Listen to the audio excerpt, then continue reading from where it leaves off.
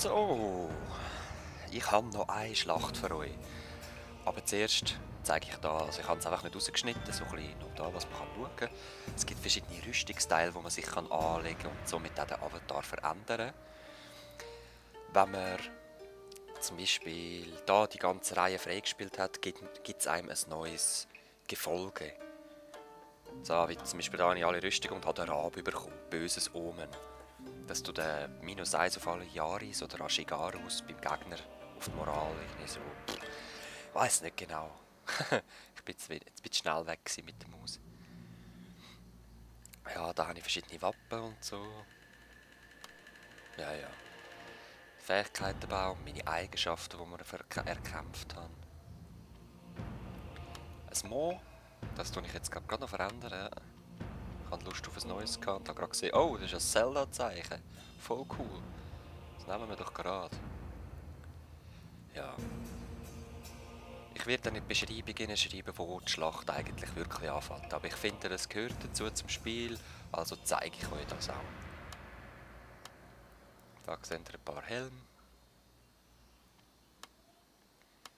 Ein paar Rüstungsteile. Ich verändere es jetzt einfach ein bisschen. Da ist so ein Samurai-Hemd, das ich nicht will, so mit Blümchen und so. Mein Pferd, leider sieht man es nie jetzt stehen. Und, Samurai-Schecke, tönt okay. Verschiedene Katanas.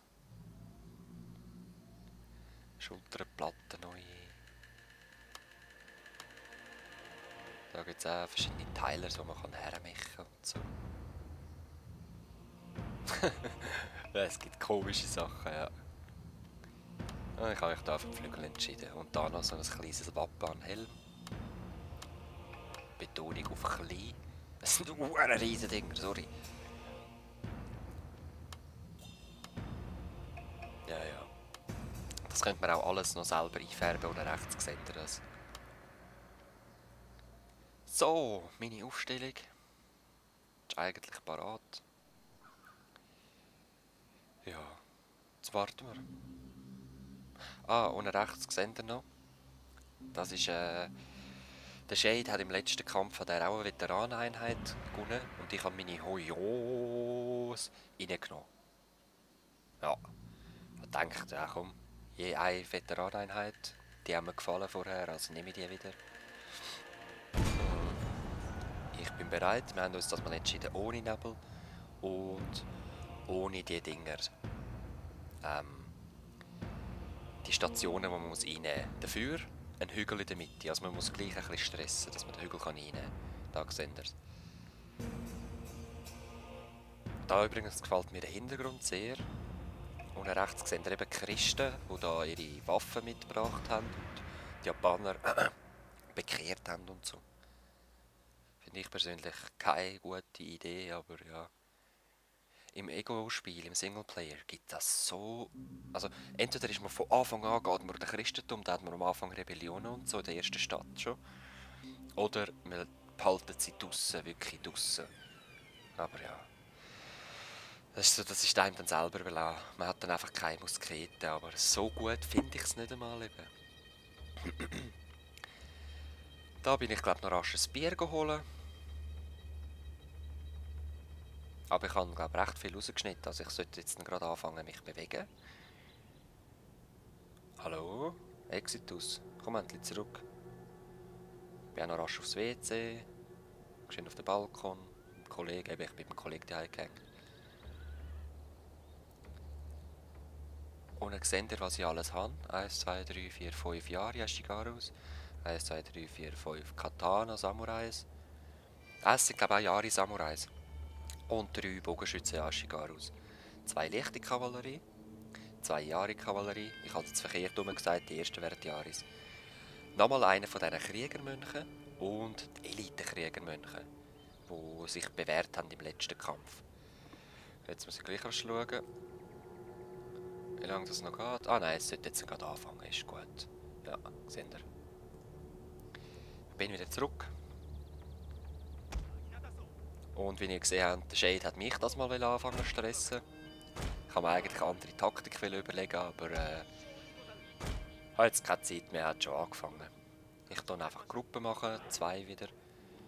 kommt der Kranich rein, das mal, dass Bogenschützen vorne sind und Nahkämpfer hinten. Man muss dann einfach recht schnell reagieren, dass die Bogenschützen schnell die hinten sind wieder. Aber es ist natürlich ein Vorteil, wenn man da über den Berg stürmt. Die können knapp an der Kuppe können schon anfangen drüber schiessen, oder? Also los. Ich renne. Es ist zwar nicht gut für die Ausdauer der Leute, aber je schneller dass man da oben ist, desto besser ist es, oder? Ich habe schon mal gesehen in einem Video, da hat einer praktisch nur Kavallerie bei diesem Level. Und er ist mit denen einfach drüber gestürmt und hinten wieder runter, gerade da in die erste Reihe rein und der Gegner hat praktisch nichts mehr machen. Die Aris haben natürlich ein paar von diesen Kavallerieeinheiten rausgeholt, aber eigentlich hat er gerade in Bogenschützen reinpreschen, viele Katanas hat er wegpreschen. Ja. So, meine Taktik ist natürlich so schnell wie möglich auf den Hügel zu kommen, Bogenschützen so schnell wie möglich in die Schussposition zu bringen und seine Armee ein bisschen zu verteilen. Ich selber sollte möglichst noch zusammenbleiben, wenn es geht.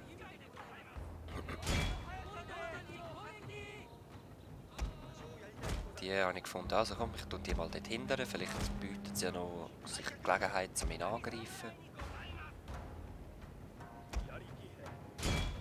Und da finde ich ja, jetzt mache ich einen Ausfallangriff, weil es hat keine Jaris in der Nähe, er hat es aber gemerkt. Gehen wir mal dort rüber, dort sind die Jaris gerade in der Nähe, das war nicht eine gute Idee. Und jetzt werden sie auch gerade eingeschlossen, schaut. Also muss ich schnell wieder weg, aber schaut mal die Zahl, es sind mal 30 gewesen. Unten rechts seht ihr die Zahl, 4 habe ich schon verloren. Aber ich habe die Armee wieder ein bisschen, ich habe eine Lücke gegeben zwischen ihnen und wenn ich das gut ausnutzen könnte, dann würde ich das machen. Und jetzt habe ich gesehen, schaut mal hinten dran, was sein General dort ganz allein macht. Das habe ich gerade erlickt. Jetzt kommen da die Aris oben runter, aber das mache ich nur so, um ein bisschen provozieren. Die sind nämlich jetzt weg vom Kampf, das ist besser für mich. Dort sehe ich Bogenschützen allein stehen. Oh nein, dort kommen die Aris. Scheiße, zurück. Leider sind sie gerade in den Kampf verwickelt worden und ich merke es nicht. Die drehen eben alle um. Die tun ich auch hindern. Die Aris sind mich dort auch am Verfolgen. Aber das ist egal, ich stürme auf seinen General los. Da oben, wie ihr seht, meine 2 Einheiten sind am Flüchten. Jetzt hat er es leider gemerkt, dass ich auf seinen General los bin.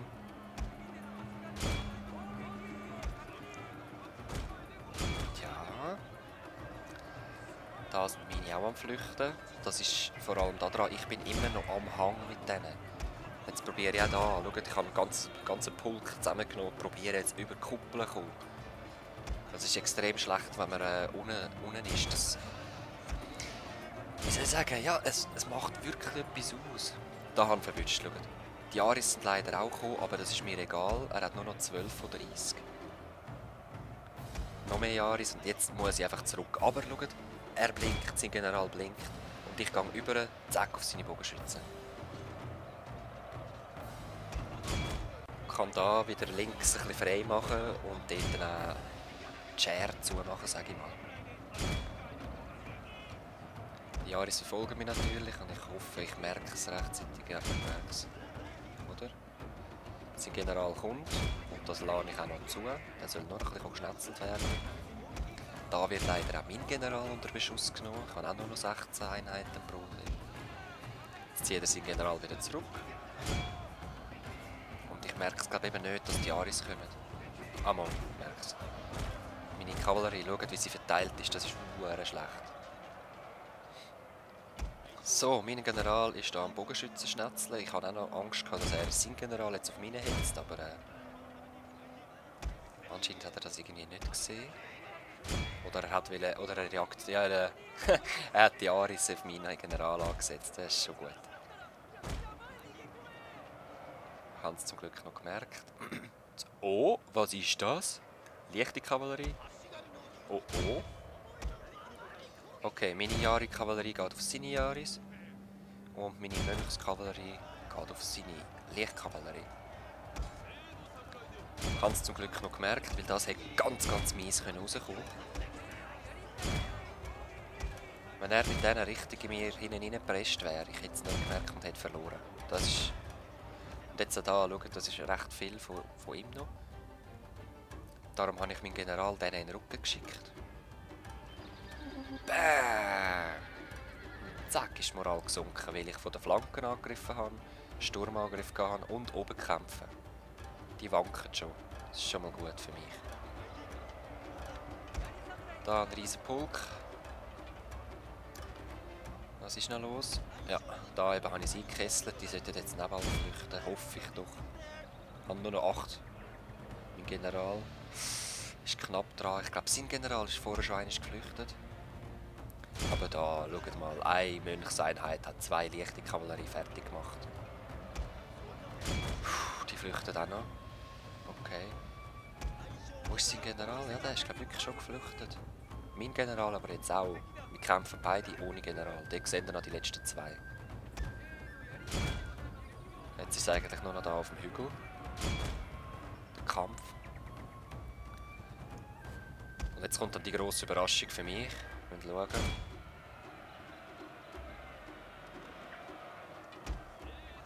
Beobachtet mal den Wald hinten dran. Hinten am Eck. Oder auf der Minimap.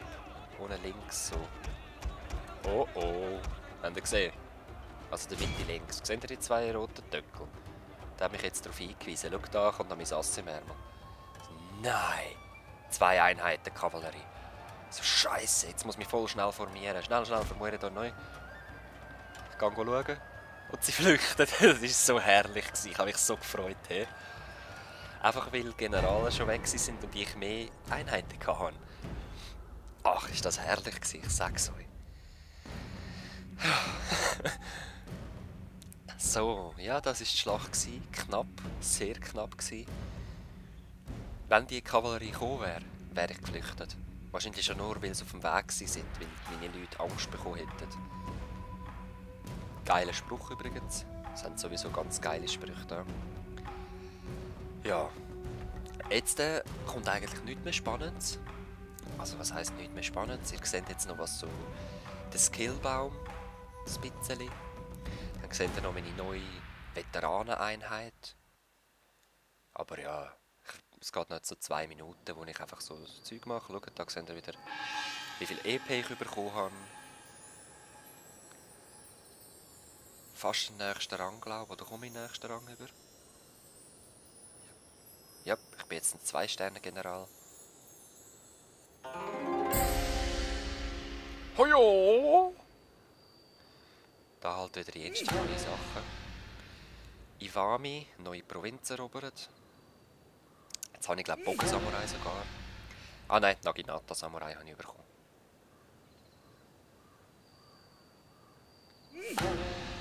Toller Hut, schaut mal an, wie schön das er aussieht. Den werde ich sicher nie anlegen. Und neue Veteranen. Da bin ich ganz kreativ. Ich kann noch sagen, im letzten Part, der Shade war ganz kreativ mit diesen Namen. Er sagt so singende Klingen, aufsteigende Blüten. Und jetzt schaut mal, wie kreativ ich bin. Die letzten habt ihr ja schon gesehen. Hojo! Sehr kreativ, leichte Kavallerie, Eis. Ah. Ja, ich habe damals nicht so gutes Zeug im Sinn. Also Bogenschützen sind beim aufsteigenden Blüten gewesen. Das finde ich eben auch noch philosophisch geil eigentlich. Und singende Klingen sind natürlich Katanas. So, jetzt sehen wir noch kurz da den Dings, Fähigkeitenbaum. Und ich würde sagen, jetzt sind wir dann gerade fertig. Das heisst, ich verabschiede mich mal. Vielleicht bringe ich noch ein paar Singleplayer-Parts raus, weil es ist echt ein geiles Game. Und sonst, bis zum nächsten Mal. Peace. Ja, das steht übrigens falsch. Ich habe irgendwie 5 Punkte, aber ich habe keine Ahnung, wo die 5 Punkte sind.